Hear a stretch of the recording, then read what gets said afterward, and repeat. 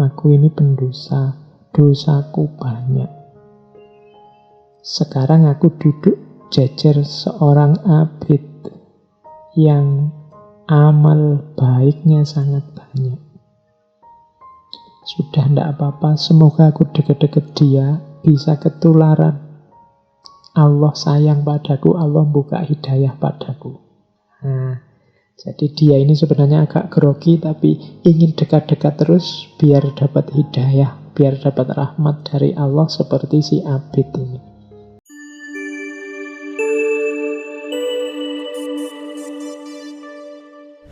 Bismillah. Assalamualaikum warahmatullahi wabarakatuh. Bismillahirrahmanirrahim. Alhamdulillahi rabbil alamin. Wa bihi nasta'inu ala umurid dunya waddin.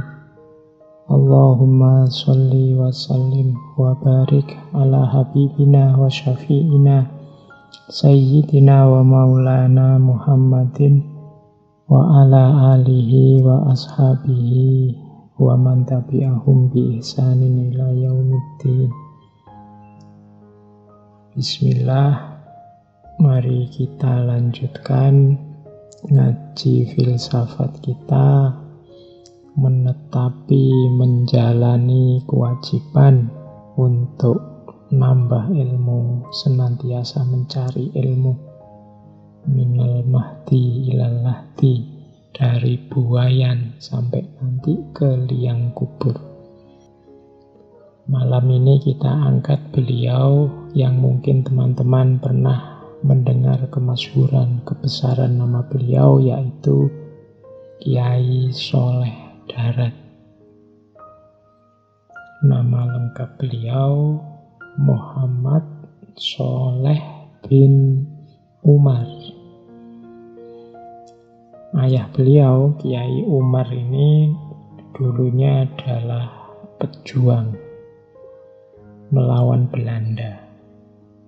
Orang kepercayaan dari Pangeran Diponegoro dari daerah Jawa bagian utara. Ada 3 serangkai yang jadi kepercayaan Pangeran Diponegoro. Yang pertama Kiai Umar ini, yang merupakan ayahanda dari Kiai Soleh Darat. Kemudian Kiai Sadak, dan yang ketiga Kiai Murtado. Kiai Murtado ini nanti jadi mertuanya Kiai Soleh Darat. Dikenal dengan nama Kiai Soleh Darat karena beliau beraktivitas tinggal di daerah darat. Daerah darat ini daerah Semarang di bagian dekat pantai. Kalau sekarang mungkin secara distrik itu masuk Semarang bagian barat. Tapi daerahnya yang dekat pantai disebut darat karena tempat itu dulunya adalah tempat mendarat orang-orang dari luar Jawa. Makanya karena beliau tinggalnya di sana, kemudian dikenal sebagai Kiai Soleh Darat. Kadang ditambahi juga As-Samarani. As-Samarani ini nama dalam bahasa Arab untuk Semarang. Jadi kalau dibaca Kiai Soleh dari daerah darat yang berasal dari Semarang. Yang ingin memperdalam bisa melihat slide-nya. Nah, kita awali kajian kita terhadap Kiai Soleh ini pertama dari kitab beliau tadi ya, Minhajul Atqiya. Untuk sebelum nanti kita membaca bagaimana jalan sufi yang disarankan oleh Kiai Soleh. Saya ambil dari Minhajul Atqiya. Yang pertama, tasawuf itu, jalan sufi itu pastinya harus didasari oleh syariat. Kalau ini hampir semua sufi seperti saya jelaskan punya pandangan ini. Hanya orang-orang tertentu yang mungkin belum mendalam kajiannya menganggap bahwa kalau sudah belajar tasawuf itu pasti meninggalkan syariat. Katanya Kiai Soleh, setuhune bisane hasil ilmu thariqah lan ilmu hakikah iku kabeh berkat ilmu syariah. Moko awal al-wajib ala salik wa alal mu'minin wal muttaqin iku ngelakoni ilmu syariat kelawan temen-temen. Sesungguhnya bisanya sukses thariqat dan hakikat itu adalah melalui syariat. Sehingga awalul wajib ala salik wa alal mu'minin wal muttaqin, sehingga yang pertama wajib bagi seorang salik dan bagi umat mukmin dan umat muttaqin itu menjalani syariat secara sungguh-sungguh. Moko ora ana thariqah lan ora ana hakikah lan ora ana kasyaf angin saking berkat oleh mulazamah kelawan ngelakoni syariah. Sehingga tidak ada thariqat, tidak ada hakikat, tidak ada kasyaf kecuali dengan cara melazimkan, mengistiqomahkan, menjalankan syariah. Ini bisa dilihat di Minhajul Atqiyah. Ini mirip kemarin di Syekh Nawawi Al-Bantani. Bahkan nanti di Minhajul Atqiyah ini ilustrasinya sama. Syariat itu perahunya, thariqah itu lautnya, dan hakikah itu mutiaranya. Jadi dasarnya perjalanan suluk seorang sufi itu harus syariat. Lah bagaimana Pak kalau ada yang bilang wali ini, wali itu kok tidak sholat, wali ini, wali itu sudah bebas syariat dan seterusnya. Dilanjutkan oleh Yai Soleh. Ini langsung saya terjemahkan ya biar teman-teman, kalau saya ngomong Jawanya terus nanti bingung yang tidak Jawa. Katanya Yai Soleh, derajatnya orang mukmin meskipun sudah tinggi dan sudah mencapai makom para wali atau wali kutub sekalipun, tidak menggugurkan ibadah yang sudah diwajibkan dalam Al-Quran dan Al-Hadis, seperti sholat, puasa, zakat, dan lain-lain min furudis syariah. Juga tidak gugur kewajibannya menjauhi yang dilarang oleh syariat. Jadi setinggi apapun makomnya seseorang, apakah sudah jadi wali atau wali kutub sekalipun, ibadah yang jelas-jelas sudah diwajibkan dalam Al-Quran dan Hadis seperti zakat, puasa, sholat, dan lain-lain, ia tetap tidak gugur, termasuk menjauhi yang dilarang oleh syariat. Maka siapapun yang menyangka dirinya menjadi wali atau sudah mencapai derajat wali, lalu gugur kewajiban menjalankan syariat, meninggalkan yang fardu dan boleh melakukan yang haram, maka termasuk kafir mulahhidin. Jadi kalau ada orang ngaku makomku ini sudah wali, maka aku sudah tidak wajib mengikuti syariat atau meninggalkan yang haram yang dilarang oleh syariat, orang ini termasuk kafir mulahhid. Mulahhid itu justru orang yang tidak percaya Tuhan. Katanya Kiai Soleh, orang-orang ini justru kalau mulahid itu kalau diterjemah seperti orang ateis. Ini sebenarnya kalimatnya trik. Kalau ada orang mengaku dirinya wali, kemudian tidak menjalankan syariat, kata-kata orang mengaku dirinya wali, ini trik juga karena jarang ada wali mengaku dirinya wali. Atau merasa derajatnya sudah wali. Apa jangan-jangan ada teman-teman yang merasa, wah, aku ini kaya wali, derajatku ini levelnya wali. Nah, kalau masih seperti ini tidak masalah, tapi kok kemudian menganggap sudah tidak wajib lagi sholat, sudah tidak wajib lagi puasa, tidak wajib lagi zakat, inilah nanti yang membuat dia jadi mulahid.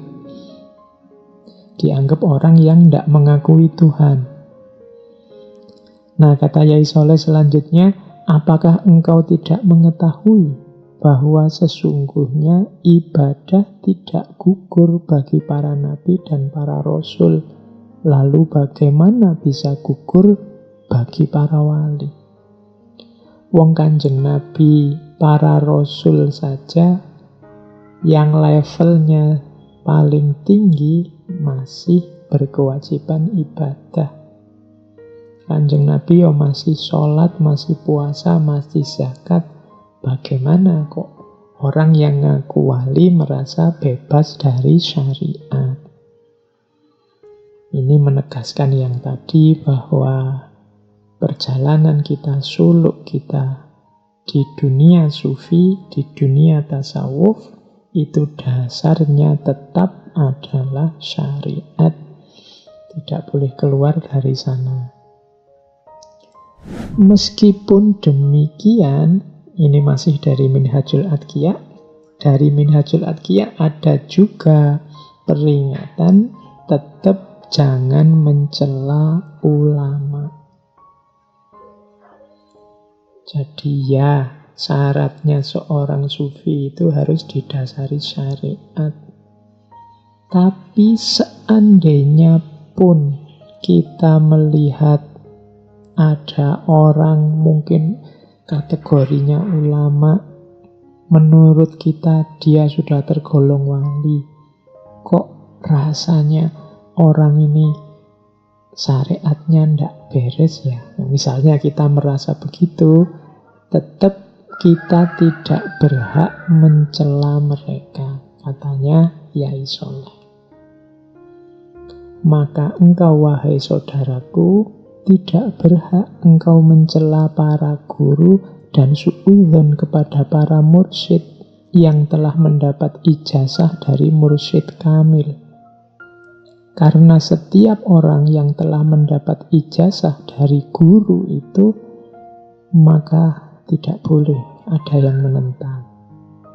Setiap kali engkau mencela seorang guru karena engkau menganggapnya bodoh atau melakukan perbuatan bid'ah seperti orang bodoh, maka engkau telah berburuk sangka dan menentang kepada mursyid yang telah memberi ijazah, yang berarti telah membencinya dan menjadi musuhnya. Jadi detailnya, kalau ada orang ngaku wali, ngaku ulama, kemudian kok meninggalkan syariat, jelas dia seorang mulahid, seorang mulhid, orang yang tidak mengakui Tuhan, katanya Kiai Soleh. Tapi kita tidak punya hak untuk mencela mereka. Jadi kalau ada orang bilang tiba-tiba, wah, Kiai itu sekarang tidak sholat, misalnya menyampaikan ke kita itu, ya cukup dijawab, saya tidak tahu. Kalau dia memang tidak sholat, meninggalkan syariat, ya dia salah. Tapi bukan hakku untuk mencela beliau, mencela mereka. Jadi saya tidak tahu aslinya seperti apa. Jangan-jangan beliau pas waktu sholat atau puasa atau zakat kita tidak melihat itu. Atau waktunya puasa lo makan. Jangan-jangan ada halangan yang kita tidak tahu. Jangan-jangan zakatnya tidak dikeluarkan di tempat sekitar beliau karena mungkin dianggap sudah mampu atau ada yang lebih membutuhkan. Jangan-jangan pas beliau sholat kita tidak lihat dan seterusnya. Maka bukan hak kita untuk mencela. Jadi kalau orang yang tidak menjalankan syariat, anti syariat, sufinya, kewaliannya perlu dipertanyakan, tapi bukan porsi kita, bukan hak kita untuk mempertanyakan, apalagi mencela mereka.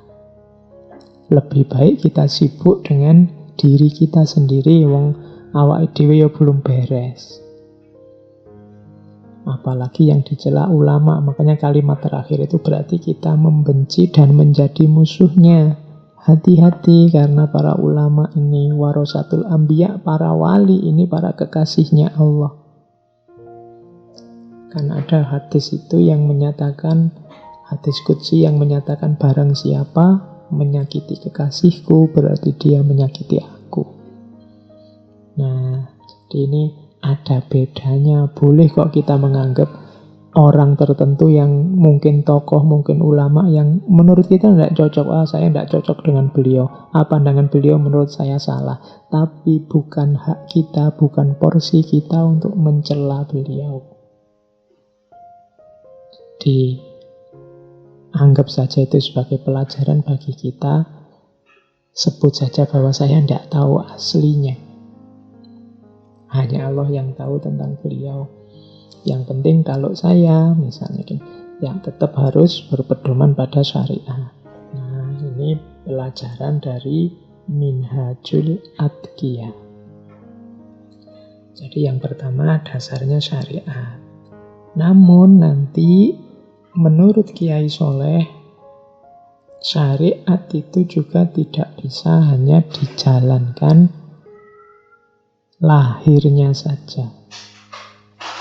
Jadi syariat itu butuh dijalankan secara lengkap lahir dan batin. Sama seperti penjelasan Syekh Nawawi minggu lalu.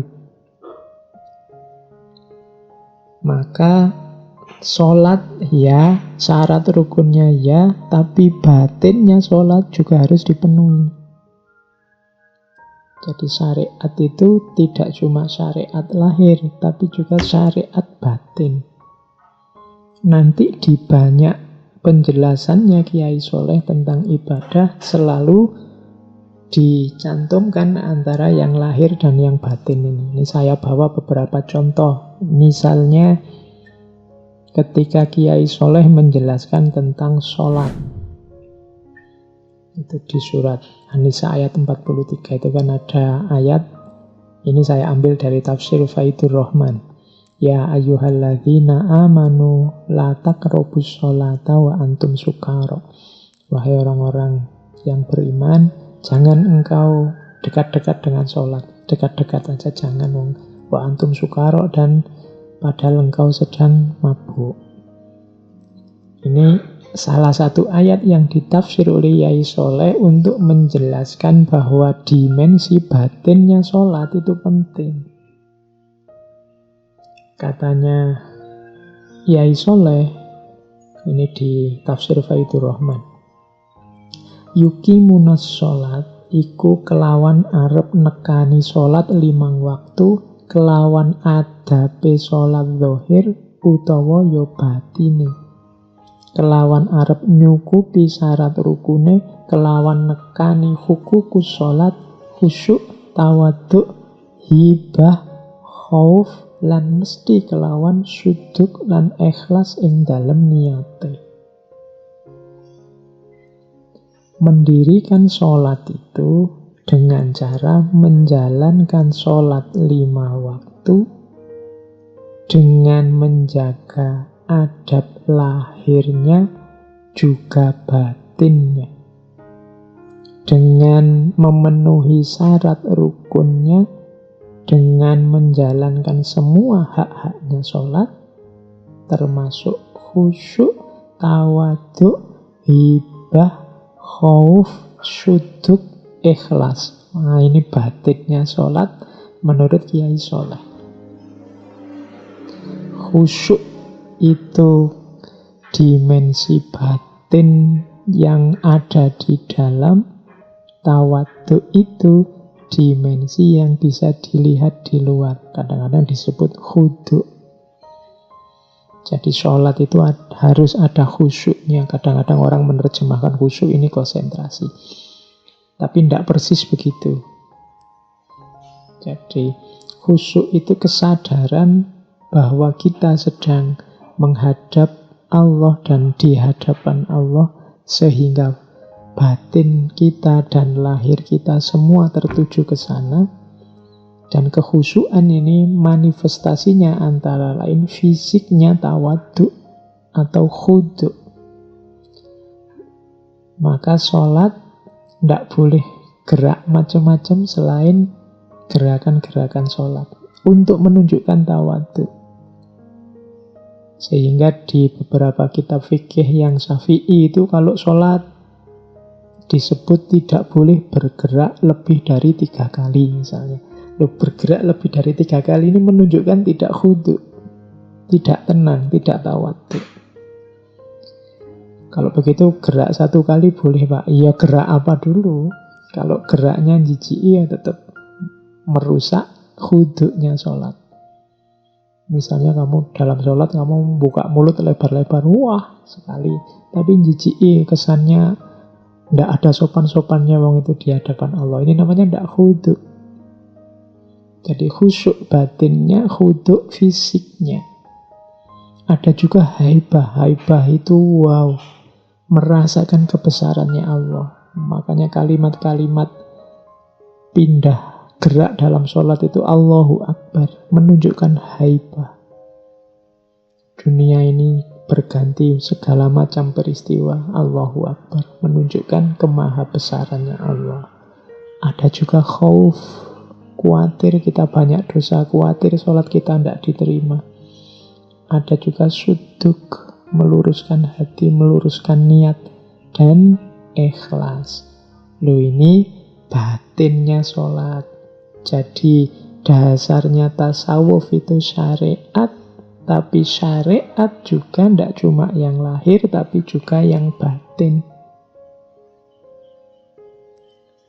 Itu tafsir selanjutnya, krono iku sholat munajat al-mu'minin marang pangeran, kola aqimis sholah li dzikrillah. Karena sholat itu adalah munajatnya para mukmin kepada Tuhan, ada firman, dirikanlah sholat untuk mengingat Allah. Podo sholat to sira kabeh krono arah iling hudur ana ing ngersane pangeran. Ojo koyo sholate wong mendem. Jangan seperti sholatnya orang mabuk. Badane ngadeg ing dalem masjid, atine mubeng-mubeng ing dalem pasar. Jadi tafsirannya Yai Soleh terhadap latak robus sholah wa antum sukaro itu jangan sholat kalau batinmu tidak ikut hadir. Kalau batinmu tidak ikut hadir, itu kamu seperti orang mabuk. Badannya berdiri di dalam masjid, tapi hatinya berputar-putar di dalam pasar. Iya benar sekarang sholatnya ada di dalam masjid jamaah, tapi pikiran dan hatinya tidak ikut ke masjid. Waktu sholat di masjid, pikirannya ada di kantor, pikirannya ada di pasar, pikirannya ada di rumah, dan lain sebagainya. Nah ini seperti orang sukaro, seperti orang mabuk. Lisane moco fatihah, lisan atine caturan ono ing pasar. Mulutnya membaca fatihah, tapi mulut batinnya ngobrol di pasar. Pikiran dan hatinya masih ramai membahas dunia, padahal sedang membaca Fatihah di hadapan Allah. Mongko ngunu iku ora yuqimunas shalah. Yang seperti itu tidak termasuk mendirikan sholat. Nah ini salah satu ilustrasi bahwa syariat itu ya harus kita jalani lahir dan batinnya. termasuk puasa. Kalau teman-teman membuka tafsir Faidur Rahman, ayat puasa yang terkenal sekali itu, ya ayyuhalladzina amanu kutiba alaikumusiyam kama kutiba alal ladzina min qablikum la'allakum tattaqun. Mirip seperti Imam Ghazali, beliau memberi tafsir puasa itu ya ada lahir, ada batin. Kalau puasa lahir jelas menahan haus, menahan lapar. Tapi puasa batin ada 3 level. Yang pertama puasa kolbu, yang kedua puasa ruh, yang ketiga puasa sir. Puasa kolbu itu berarti diri kita yang mampu untuk menahan diri dari keinginan makan dan minum. Jadi, kalau lahirnya kan kelihatan, tidak makan, tidak minum. Tapi batinnya itu sudah mampu menahan diri. Ini namanya kalau mampu menahan diri itu pingin saja enggak. Jadi ingin makan enggak, ingin minum enggak. Itu berarti kolabnya ikut puasa. Berarti kebalikannya, sebenarnya sih ingin makan. Kalau lihat apa-apa ngiler, tapi tetap bisa saya tahan. Nah, ini masih dapat makna lahirnya puasa. Kalau makna batinnya yang paling rendah itu puasa kolbu. Kalau kolbu itu bahkan ingin saja tidak untuk makan dan minum. Ada orang bawa makanan, ada warung buka, enggak kepingin. Ada tulisan hormati orang berpuasa atau tidak, enggak kepingin masuk warung. Nah, berarti sukses. Tapi yang hanya level lahir saja itu ya pengen. Kalau ada warung buka, waduh baunya, waduh kok banyak orang makan di situ, ada ketertarikan, ada kepinginan. Itu berarti level puasanya masih puasa lahir. Kalau puasa batin sudah puasa kolbu, ingin saja enggak, dipameri apapun enggak pengen makan dan minum. Lebih tinggi dari itu namanya puasa ruh. Puasa ruh itu bahkan yang bisa ditahan tidak cuma keinginan makan minum, tapi juga semua keinginan yang sifatnya dosa kecil maupun besar tidak muncul sudah. Nah, itu puasa ruh. Kan ada kan yang puasa, ya tidak pengen makan minum, tapi keinginan-keinginan yang tidak penting, yang dosa masih susah ditahan. Ya benar sih puasa, tapi dari pagi sampai maghrib nonton TV terus, main HP terus yang tidak ada pentingnya, nonton gambar-gambar kadang-kadang. Nah, itu berarti apa? Tidak bisa menahan diri dari maksiat rohani. Puasanya sah, levelnya sudah bagus batin karena tidak ingin makan minum, tapi belum nyampe level 2 puasa ruh, menahan diri dari maksiat rohani. Jadi masih suka dosa-dosa kecil, masih suka melakukan maksiat-maksiat, itu berarti levelnya masih belum puasa ruh. Masih sombong, masih riak, nah itu berarti belum puasa ruh. Yang paling tinggi puasa sir. Puasa sir itu bahkan tidak cuma menahan diri dari maksiat, tapi mampu fokus. Hanya Allah saja yang dia perhatikan, yang dia lihat. Ini namanya puasa sir. Kalau pakai terminologinya Imam Ghazali, nanti ada puasanya awam, ada puasanya khawas, dan ada puasa khawasul khawas. Puasa sir ini puasa khawasul khawas. Ini menunjukkan dimensi batinnya puasa. Jadi syariat tadi ya syariat lahir, ya syariat batin. Termasuk, kalau ini saya tidak ambil dari Faidur Rahman tafsir, tapi penjelasan menarik dari kitab tulisan beliau yang judulnya Kitab Manasikul Haji wal Umroh. Kata Kiai Soleh ini saya kutipkan, mungkin menarik.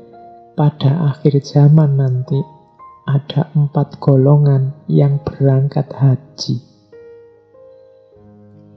Pejabat yang niat haji untuk rekreasi, menghibur hati.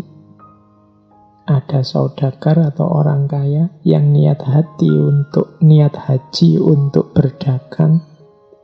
Ada orang fakir yang niat haji untuk menjadi pengemis, mencari uang. Dan ada ulama yang niat haji demi kemasyhuran, namanya bisa berkali-kali berangkat ke Mekah. Oh, ini sindiran orang yang haji hanya fisiknya saja, tapi batinnya tidak ikut haji. Kalau sekarang mungkin tidak cuma haji, tapi umroh. Jadi ada orang yang ke sana itu hanya untuk plesir, menghibur hati, jalan-jalan, rekreasi. Ke Mekahnya 2 minggu, nanti bonusnya ke Hong Kong, ke Singapura, ke Turki, jalan-jalan. Kemudian di Mekah juga yang dipikir jalan-jalannya. Nah, ini batinnya ndak ikut haji, ndak ikut umroh. Sindirannya Kiai Soleh. Ada saudagar yang niat haji untuk dagang. Mungkin karena melihat di sana banyak ini peluang dagang ini. Kalau di sana bawa sarung dari Indonesia atau bawa rokok dari Indonesia yang banyak, ini bisa laku, bisa dapat uang banyak ini. Ini kalau bawa tempe dari Indonesia misalnya, itu contoh yang ke sana niatnya dagang, tidak dapat nilai batinnya haji. Atau para ulama yang haji demi nama. Sudah berapa kali saya naik haji? Kalau sekedar ke Mekah saja, umroh sudah bisa tiap bulan dan lain sebagainya. Nah, ini menunjukkan orang yang fisiknya secara syar'i menjalankan ibadah, syariat, tapi batinnya tidak ikut. Berarti syariatnya juga belum lengkap, belum utuh.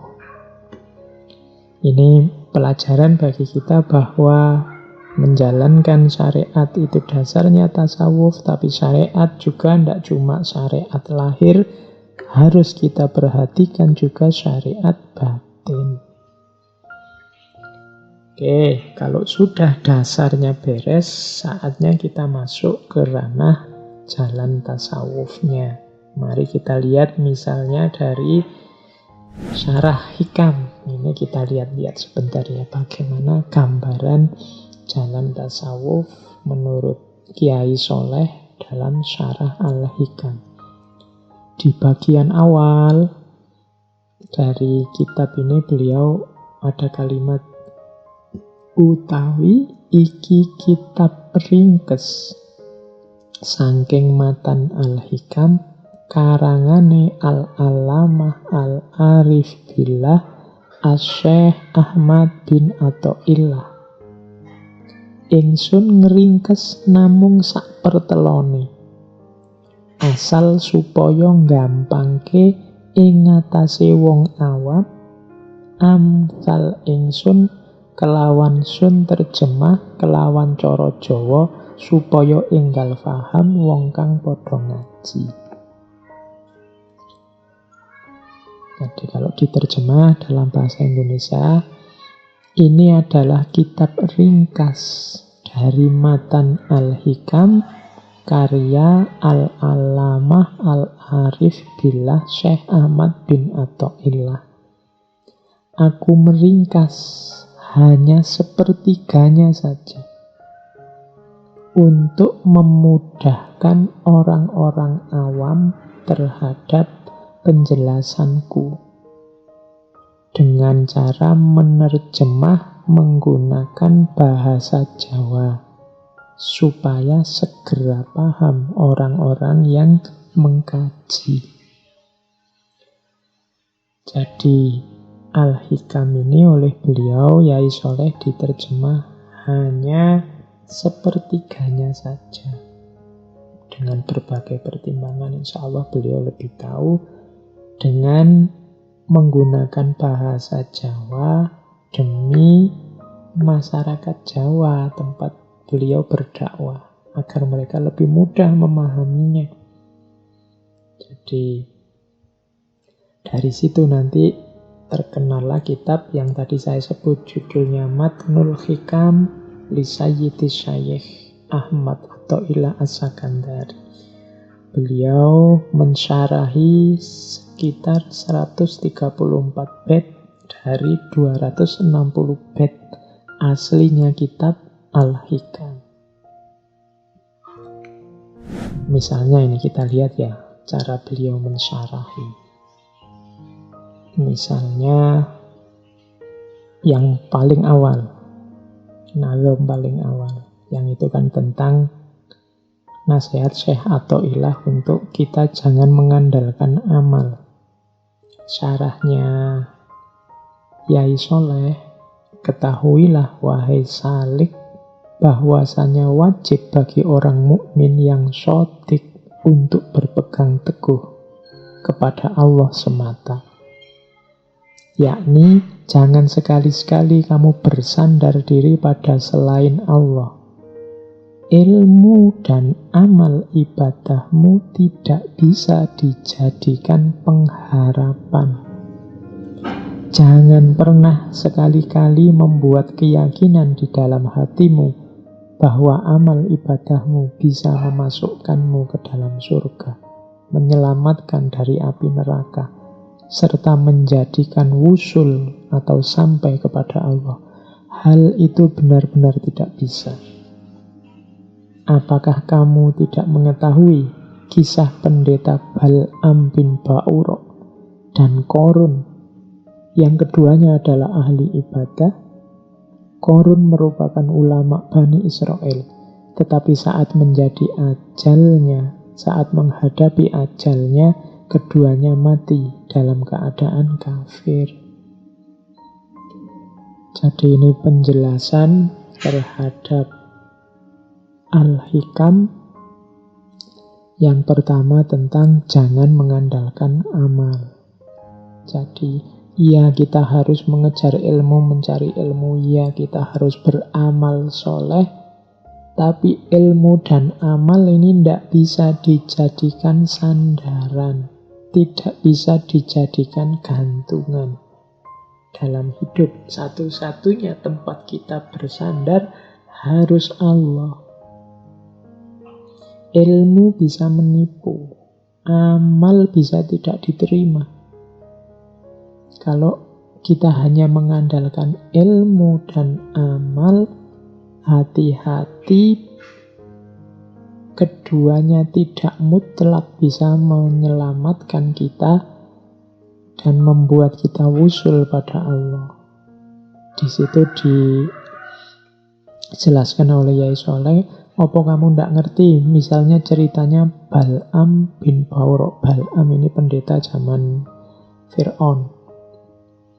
Jadi Bal'am ini agamawan pendukung status quo-nya Fir'aun.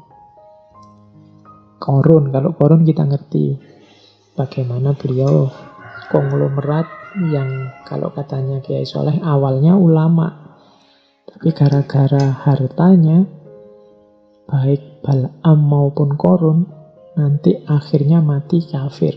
Bal'am karena ilmunya, Korun karena hartanya, dua-duanya malah celaka. Jadi iya, kita harus bekerja, beramal, kita harus mencari ilmu, tapi ilmu dan amal jangan dijadikan sandaran. Akhirnya baik iman maupun kufur, masuk surga atau masuk neraka, itu semua adalah karunia dan keadilan dari Allah semata. Sama sekali bukan karena ketaatan dan kemaksiatan setiap insan. Yang benar adalah ketaatan dan kemaksiatan itu menjadi tanda bagi orang yang akan masuk surga atau masuk neraka. Jadi kalau ada orang kok rajin sekali cari ilmu, rajin sekali ngaji, ini adalah anugerah dari Allah dan tanda bahwa insya Allah besok dia selamat. Bukan karena ilmunya, tapi karena kesadarannya bahwa ilmu itu adalah anugerah dari Allah. Karena hidayah yang dibukakan oleh Allah padanya sehingga dia mau untuk menempuh jalan ilmu. Jadi justru kalau ada orang taat, ada orang istiqomah, ada orang rajin ibadah, Itu adalah anugerah dari Allah yang menjadi tanda bahwa orang ini nanti akan selamat dan dicintai oleh Allah. Kalau orang bersandar pada amalnya, bersandar pada ilmunya, menunjukkan orang ini merasa bahwa ilmu dan amal itu hasil karyanya sendiri. Sehingga terus dia bergantung pada itu. Kalau orang sadar bahwa ilmu dan amal itu hakikatnya adalah anugerah dari Allah, hidayah yang diberikan dari Allah pada kita, orang ini tidak akan bersandar pada amal dan ilmunya, tapi langsung sandarannya pada Allah. Jadi rahasianya di situ. Orang yang bersandar pada amal dan ilmu menunjukkan orang yang belum sadar, orang yang masih merasa hebat, merasa dia mampu. Oke, jadi jangan mengandalkan amalmu. Nanti ada cerita dari Kiai Soleh, Al-Kisah, ada cerita seorang laki-laki dari kaum Bani Israel.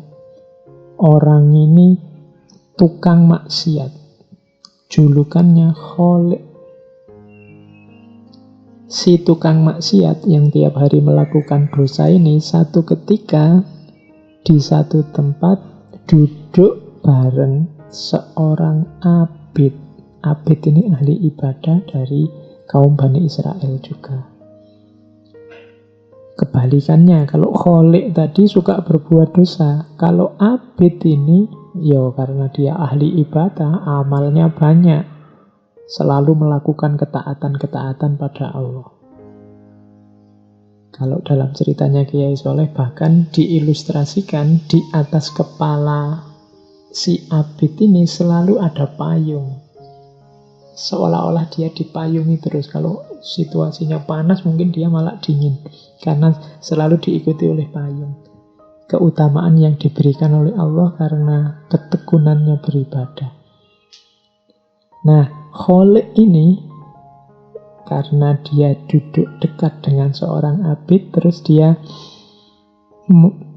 bergumam itu ya, penggerunang dalam batinnya. Aku ini pendosa, dosaku banyak.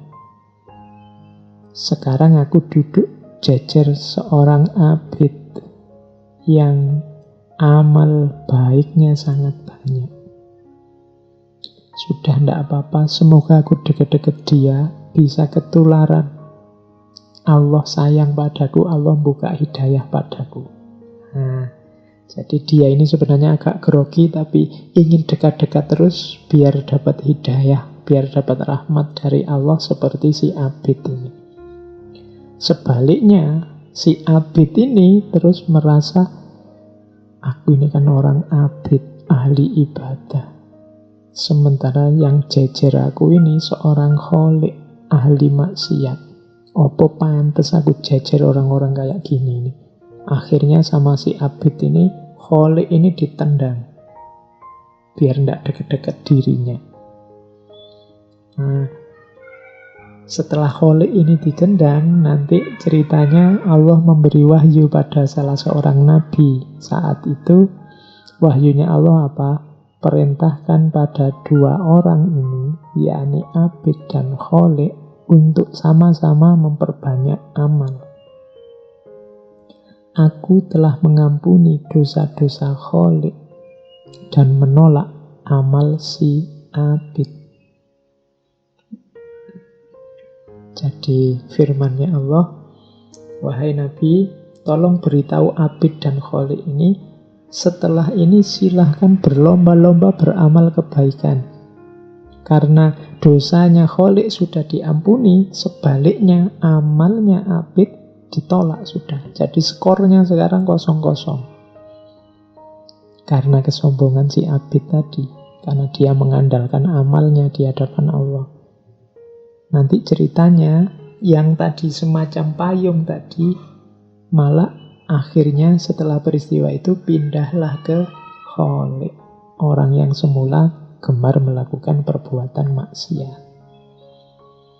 Jadi ini sebenarnya nasihat untuk kita agar hati-hati. Iya, kita Kita memang harus menjalankan kebaikan, mencari ilmu, tapi ilmu dan amal baik itu tidak bisa dijadikan sandaran. Sandaran kita satu-satunya harus dan hanya Allah saja. Ini penjelasan Kiai Soleh dalam Syarah Al-Hikam. Terus, nah selanjutnya bagaimana? Apa kalau gitu nggak usah beramal saja lah Pak, nggak usah berusaha saja lah Pak, pokoknya kita hidupnya dipasrahkan pada Allah saja 100%. Tidak begitu juga. Nanti ada di kaidah selanjutnya dari Al-Hikam ada syarah dari Kiai Soleh begini. Keinginanmu untuk meninggalkan kasab atau usaha mencari ridho Allah, padahal Allah telah menempatkanmu pada makom kasab itu, termasuk syahwat nafsu yang samar.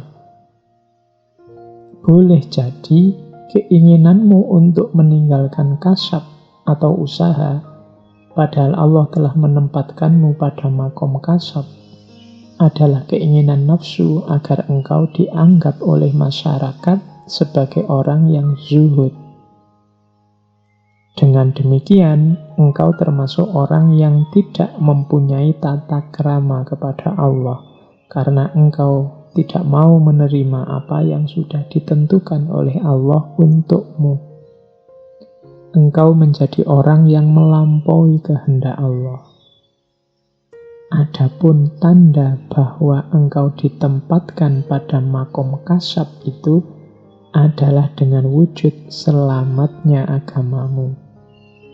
Engkau tetap berusaha, tetap melakukan ibadah, sholat berjamaah, mengaji, memperbanyak ketaatan, sekaligus bekerja memenuhi nafkah keluarga. Berubahnya keinginanmu untuk meninggalkan kasab itu termasuk bujuk rayu iblis. Usaha yo harus tetap berusaha, bekerja yo harus tetap bekerja, karena disitulah makom kita, kewajiban kita, tanggung jawab kita. Jadi yang dosen yo jadilah dosen, yang dagang, daganglah yang serius, yang bertani, bertanilah yang serius. Yang pegawai bekerjalah yang serius penuh amanah. Itulah makom kita. Jangan beralasan mencari ridho Allah, menempuh jalan suluk, terus tanggung jawab berusaha, tanggung jawab kasab ini kita tinggalkan. Katanya Yai Soleh, justru itu bujuk rayunya iblis di situ. Membuat kita menjauh dari tanggung jawab kita untuk berusaha, padahal makom kita masih di situ. Berarti apa? Orang semacam ini, orang yang tidak menerima dengan ketentuannya Allah atas dirinya. Justru dengan menjalankan ketetapan Allah sesuai makom kita, disitulah nanti ridhonya Allah akan datang. Ya sholat, ya ibadah, ya mendekat ke Allah, tapi tetap memenuhi nafkah keluarga, tetap berusaha, tetap bekerja. Itulah fitrah hidup di dunia ini. Wong kita ini ya Abdullah, ya Khalifatullah. Tugas kita memang menjadi hambanya Allah, tapi sekaligus kita bertanggung jawab mengelola alam semesta. Meskipun seperti tadi yang di atas, jangan mengandalkan amal, mengandalkan kerja, mengandalkan ilmu. Pasrahkan semuanya pada Allah. Cari ilmu sedalam-dalamnya, hasilnya apa? Pasrahkan pada Allah. Bekerja seserius mungkin, hasilnya apa? Pasrahkan pada Allah sambil tetap dekat, mendekat kepada Allah. Oke, terus jadi dasarnya itu tadi dari Al-Hikam. Kita lanjutkan, kita cari mutiara-mutiara sedikit-sedikit dari syarah Al-Hikam. Jalan seorang sufi Menurut Kiai Soleh, kalau dalam Syarah Al-Hikam ada dua. Yang pertama riyadoh, yang kedua warok. Jadi teman-teman yang sudah nawaitu ingin tirakatan, ingin lebih dekat kepada Allah, katanya Kiai Soleh, tempuhlah dua jalan. Yang pertama riyadoh, yang kedua warok.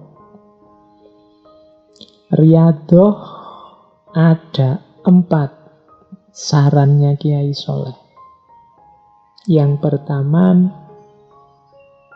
tahan melek. Tahan melek itu tahan menyedikitkan tidur.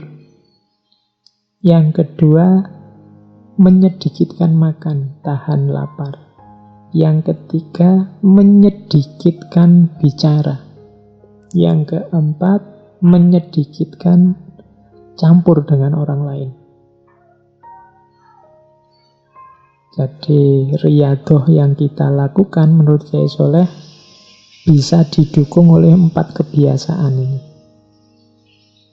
Sedikit tidur sehingga lebih banyak waktu terjaga. Ya tentunya waktu kita tidak tidur kita gunakan untuk zikir, munajat, dekat dengan Allah. Anugerah dari Allah kalau kita kuat tidur sedikit. Banyak orang sekarang yang susah tidur ya.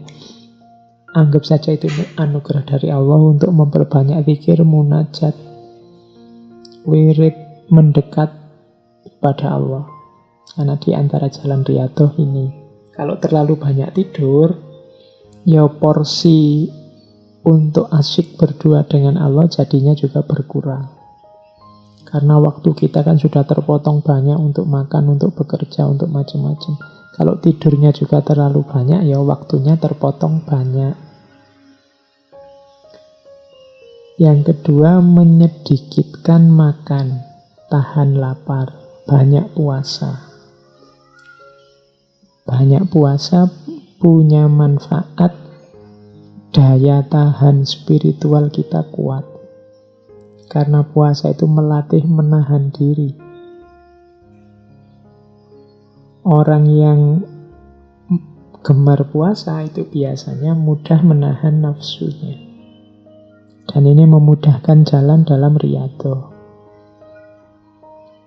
Ditahan melek, tahan lapar. Yang ketiga, tidak banyak ngomong, mengurangi pembicaraan. Kalau hari ini mungkin ditambah mengurangi ngobrol lewat WA, lewat Facebook, lewat medsos. Jadi menghindari yang tidak penting, yang tidak perlu. Semakin banyak ngomong, semakin banyak salah. Terlalu banyak posting, pada saatnya ada 1-2 yang keliru.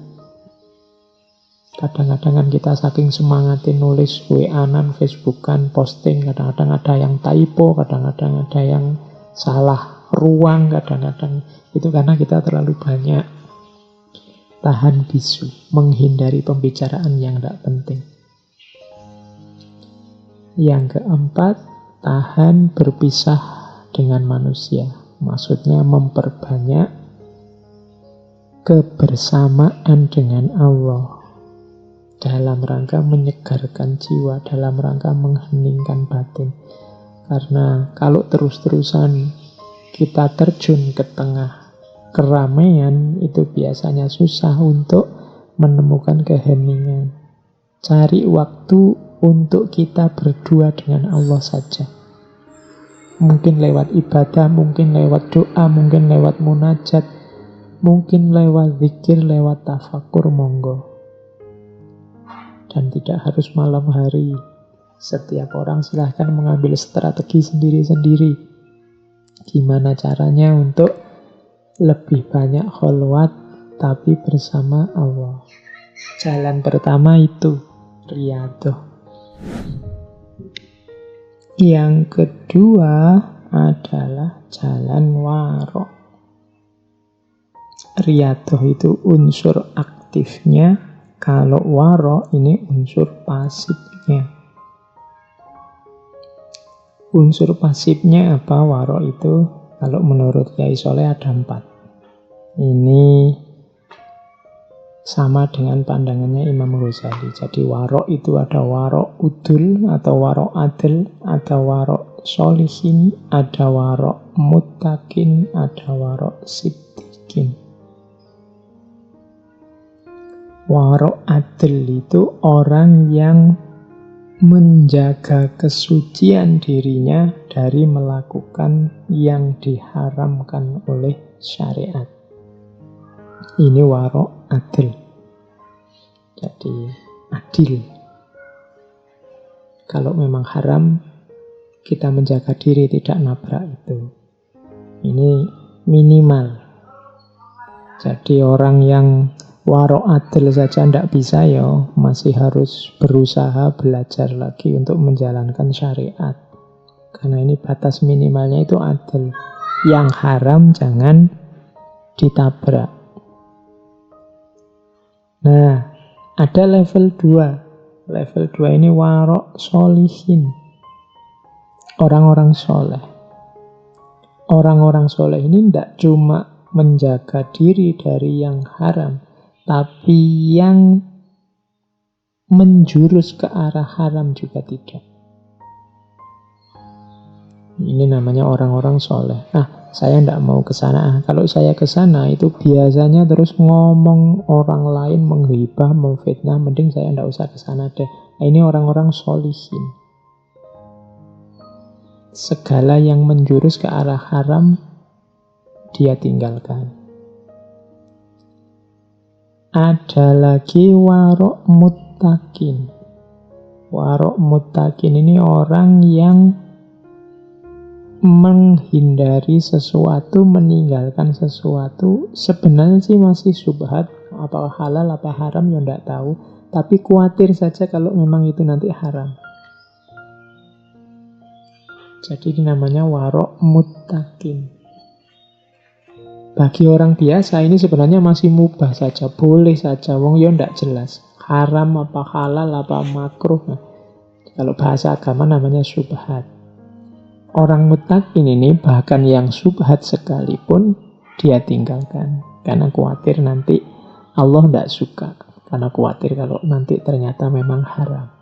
Nah, ini orang-orang muttaqin. Mirip dengan yang solihin tadi. Nah, ada juga warok siddiqin. Warok siddiqin ini, kalau tadi kan yang muttaqin, yang syubhat. Kalau ini sebenarnya halal. Tapi sedikit-sedikit ada potensi jangan-jangan tercampur yang haram.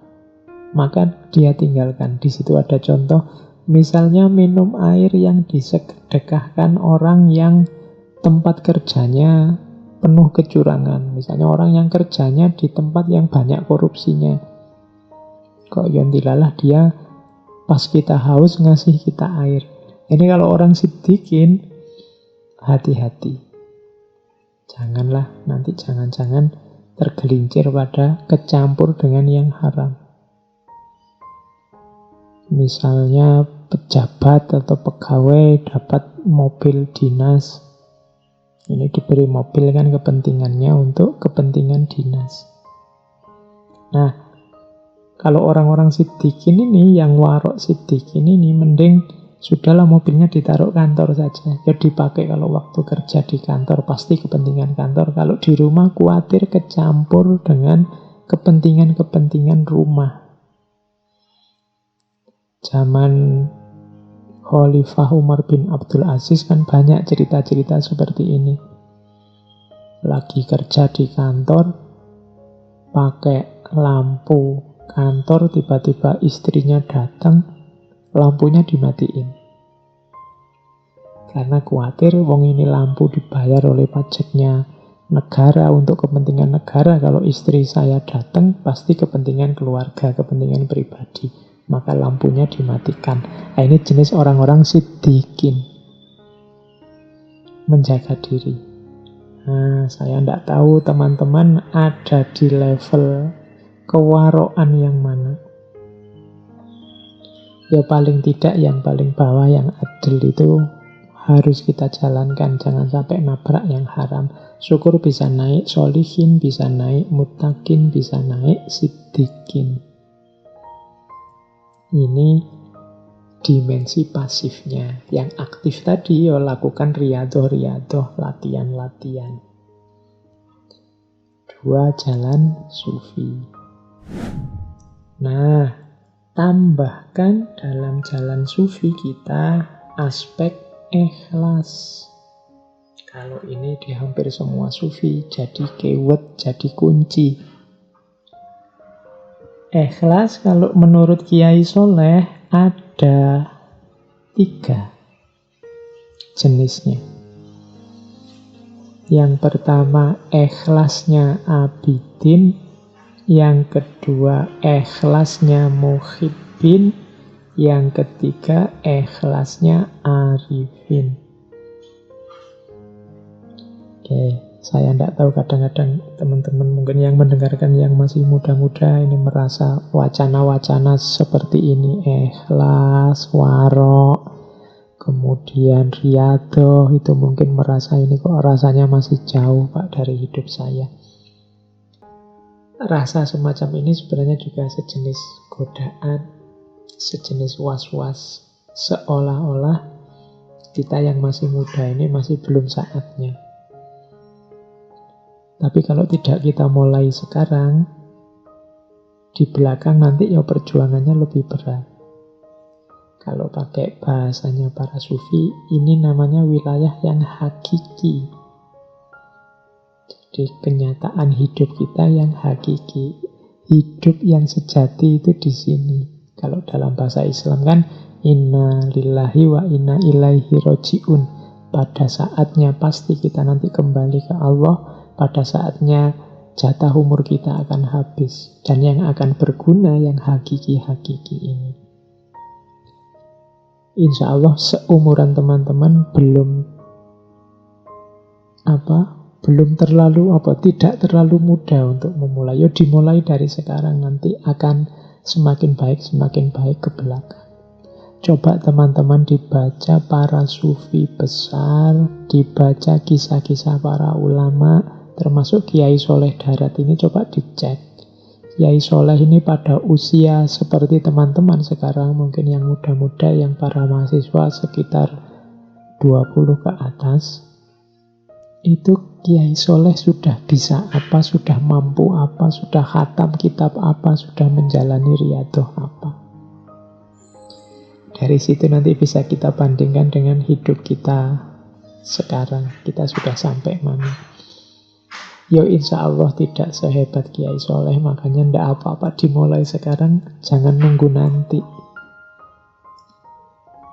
Sengaja saya angkat tema-tema yang agak timur, agak tasawuf belakangan ini, karena saya melihat situasi hari ini di luar serba banyak panasnya hawanya, baik hawa lahir maupun hawa batin kita. Mungkin sudah saatnya, mungkin Allah juga mengingatkan kita, saatnya untuk kembali ke dalam diri, saatnya untuk ilaihi roji'un. Bahkan Allah memberi isyarat yang sangat dahsyat dengan virus corona ini yang membuat kita mau tidak mau melakukan uzlah di rumah kita masing-masing. Ini bagi saya isyarat yang luar biasa dari Allah. Ayo segera membereskan diri kita. Jangan-jangan memang ini akhir zaman yang sebentar lagi sudah berakhir, maka ayo bareng-bareng dibereskan diri kita. Termasuk ini tadi, belajar pikiran-pikiran Kiai Soleh, cara untuk membereskan jiwa, membereskan batin lewat jalur tasawuf. Ikhlas yang pertama adalah ikhlasnya abidin. Orang ikhlas level abidin adalah orang yang beramal soleh, beramal baik, menjaga agar tidak riak, tidak ujub, tidak ingin pamer, tidak ingin sombong, pokoknya beramal untuk Allah dengan mengharap semoga mendapatkan pahala, mendapat surganya, semoga dijauhkan dari neraka. Ini level ikhlasnya orang-orang abidin. naik satu level, level ikhlasnya orang-orang muhibbin. Kalau orang muhibbin ini sudah tidak berpikir lagi pahala surga atau siksa neraka. Muhibbin ini orang-orang yang sudah jatuh cinta sama Allah. Beramal hanya untuk tujuan memuliakan Allah saja. Orang yang jatuh cinta kalau beramal biasanya amalnya tanpa pamrih, hanya untuk yang dia cintai saja. Kalau kita beribadah pada Allah karena kita cinta pada Allah, tidak menunggu pahala, tidak sekedar berlindung dari siksa, kita sudah ikhlas di level 2, level muhibbin. Ada ikhlas di level paling tinggi. Kalau ikhlas di level paling tinggi ini, ikhlasnya orang-orang arifin. Di level paling tinggi ini, orang yang punya kesadaran bahkan aku bisa beramal baik ini bukan karena jasaku. Semuanya yang menggerakkan, yang membuka hati, yang memungkinkan aku beramal baik hanya Allah saja. Aku tidak punya daya, tidak punya upaya, tidak punya kehendak. Semua yang ngatur semua ini adalah Allah saja. Jadi ikhlasnya orang arifin. Kalau yang muhibbin tadi, masih ada rasa aku mempersembahkan semuanya untuk Allah. Ini kan masih ada akunya yang berusaha. Tapi level arifin, bahkan yang aku lakukan ini hakikatnya pemberian Allah juga. Jadi aku tidak punya jasa sama sekali apapun. Nah, ini level orang arifin. Punya kesadaran bahwa yang membuat aku bergerak dan membuat aku diam itu ya Allah. Tidak sekedar mempersembahkan perbuatan untuk Allah. Seperti di orang-orang muhibbin atau mengharapkan pahala dan menjauh dari neraka. Seperti di orang-orang abidin. Maka orang-orang arifin ini diantara cirinya selalu bersyukur. Alhamdulillah Allah menakdirku jadi orang yang taat, jadi orang yang patuh, jadi orang yang mau beramal soleh. Karena ada orang lain yang digaris untuk melakukan yang sebaliknya. Nah, itu cirinya orang arifin. Jadi ikhlas ternyata ada 3. Maka teman-teman tidak usah khawatir, Pak, kok saya masih incerannya surga ya Pak, masih tidak ingin masuk neraka ya Pak. Tidak apa-apa, itu pun sudah ikhlas. Meskipun ikhlas level abidin. Kalau di bawah ini, kalau di luar abidin apa Pak? Ya tadi, kalau di luar abidin, di bawah abidin berarti beramal hanya untuk pamer, beramal hanya untuk ujub disombongkan, atau beramal karena duniawi, tidak karena Allah. Demi kemasyhuran, demi kekayaan, demi dipuji orang, itu berarti bawahnya abidin. Kalau abidin ya karena Allah, lillahi ta'ala. Cuma sambil mengharapkan pahala dan ingin dilindungi dari siksa. Kalau muhibbin, tidak ada pamrih apa-apa, hanya untuk Allah saja amalnya. Kalau arifin, bahkan amal yang aku lakukan bukan dari aku, semuanya anugerah dari Allah. Nah, ini namanya ikhlas. Jadi menempuh jalan sufi lewat riyadhah, kemudian menjaga diri lewat warok, dan semua itu dihiasi dengan ikhlas.